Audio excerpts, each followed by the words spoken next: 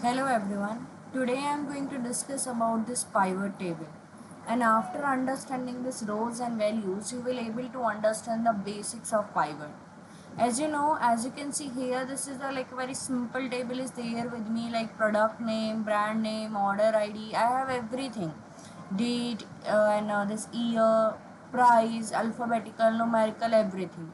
So just I need to select my one cell. I will go to this insert and I will click on this pivot table and I just need to click OK. Once I click OK, you will able to see I'm switching to a different sheet. With that different sheet here, like these four boxes is open. Over these four boxes only, every pivot depends. Okay. So here the very first option we have that is called rows, and second one we have that is called values. I am discussing about these two things only today. Rows means alphabetical values, values means numerical data.